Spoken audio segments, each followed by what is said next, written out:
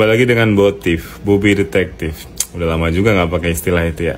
Wih, ada yang pamer-pamer agen ini. Pesan gua sih ya buat para agen atau reseller atau distributor atau apapun itu yang berkaitan sama si ular ini. Coba kalian cari deh di TikTok itu. Korban-korban agen, korban resellernya, korban distributornya. Kalian cari dulu. Ya, kalau itu agen beneran sih ya. Soalnya gue dapet informasi ya, kalau agen-agen yang dimaksud di VT dan Reels dia terbaru itu ternyata agen-agen bayaran ya kan. Lu lihat aja nih, pengakuan mantan buzzernya mereka ini. Jadi kalian masih percaya sama agen-agenan dia nih? Alah bang, lu sirik aja sama rezeki orang. Maksud gue gini, ya lu sah-sah aja lu mau pakai agen, mau pakai reseller, mau pakai distributor. Tapi kan lu bermasalah tuh sama agen sebelumnya, sama reseller sebelumnya, sama distributor sebelumnya.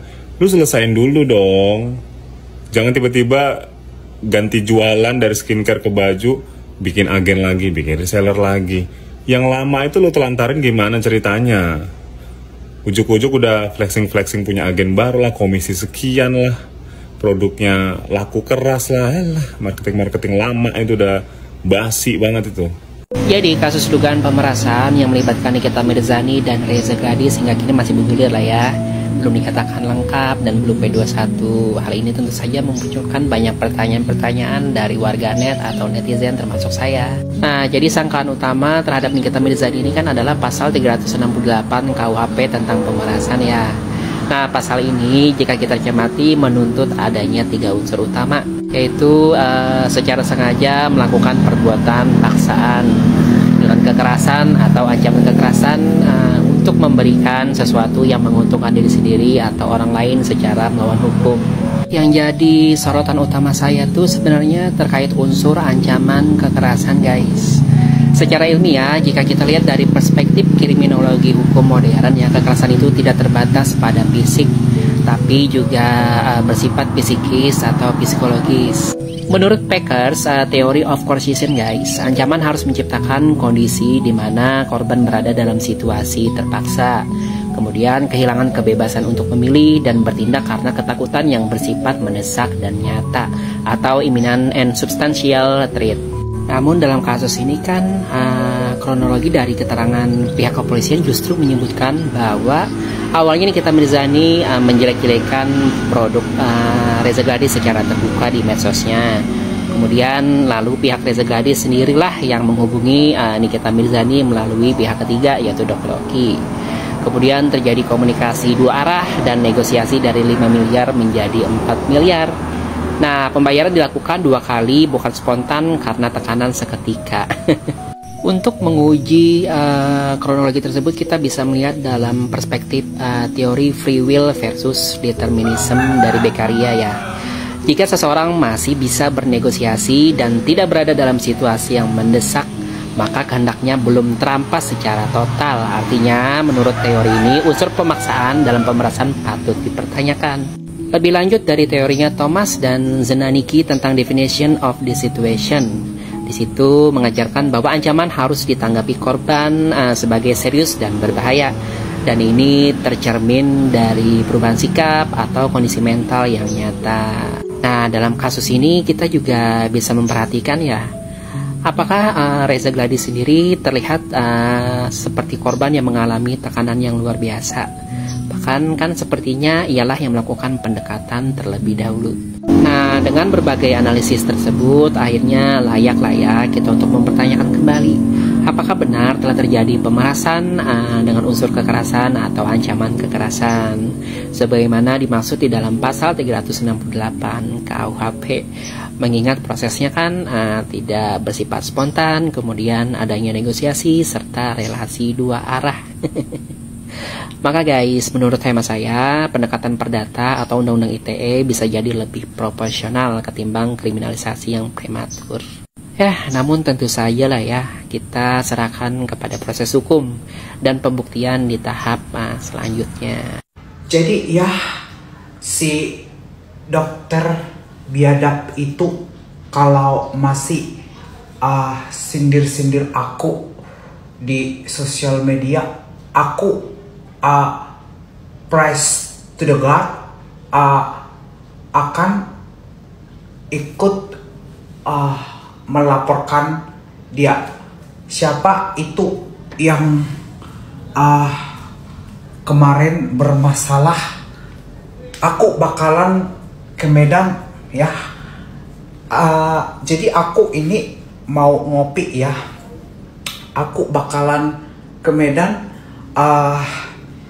Siapa yang mau ikut, aku bayarin deh ya. Aku akan cek udah sampai di mana. Ikut campur terus.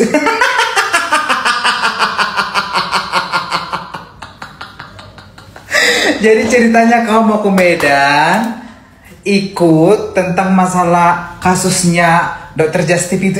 Dokter Justipnya sudah minta maaf. Kayak mana itu? Ada Tuhan. Yakin mau bayarin?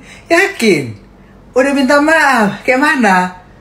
Nempel terus ya. Emang nggak bisa ya kau lawan sendiri? Emang nggak bisa kau maju sendiri? Apain kau nimbrung di masalahnya orang yang bermasalah dengan Doktif? Ujung-ujungnya yang bermasalah dengan Doktif itu satu-satu minta maaf. Tinggal sendiri. Kini tinggal aku sendiri.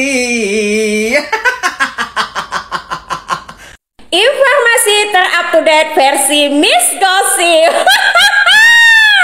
Ternyata guys, Ibu Henny Sagara sudah lama membuat laporan untuk Oki Jelly Drink atas upaya pemerasan kepada dirinya dengan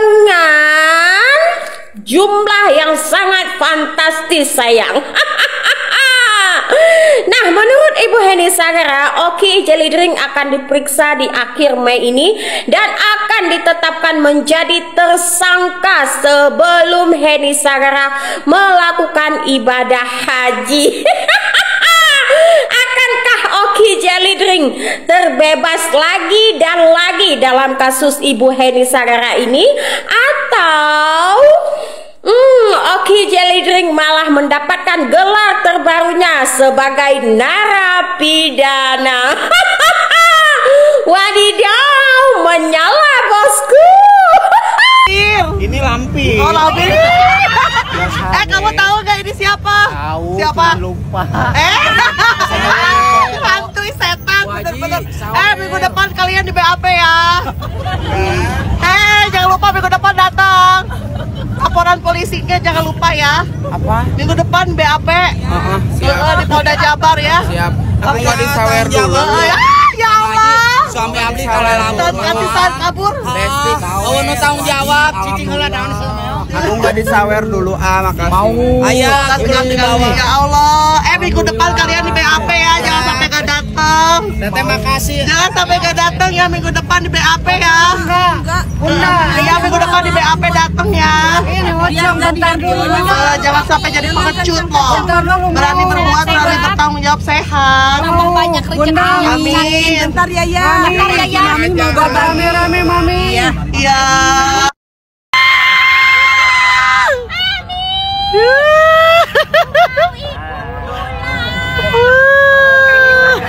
Ini Henny Sagara.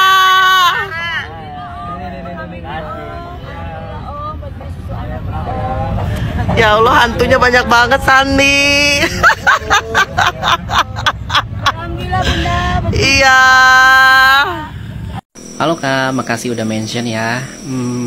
Iya sih, saya juga sempat melihat sendiri ya story dari Bu HS yang menyebutkan bahwa beliau katanya sudah melaporkan soal dugaan pemerasan senilai 1 triliun. Ya, nilainya tentu fantastis banget lah ya. Jadi wajar kalau banyak orang yang kaget. Tapi secara pribadi, mohon maaf ya Kak, saya belum bisa memberikan analisa yang lebih jauh. Karena sejauh ini kan informasi yang beredar masih berasal dari story pribadi dan video TikTok saja. Belum ada keterangan resmi dari kepolisian, bahkan media formal pun belum memuat berita yang valid dan utuh soal itu ya. Ya, karena saya terbiasa untuk menanggapi kasus-kasus yang berdasarkan informasi yang bisa diverifikasi. Kalau dasarnya baru sebatas unggahan di medsos ya, saya anggap itu masih sebatas rumor, bukan fakta hukum. Lagi pula logikanya gini Kak, Kasus pemerasan 4 miliar aja kan hebohnya satu Indonesia ya. Apalagi kalau benar ada kasus 1 triliun.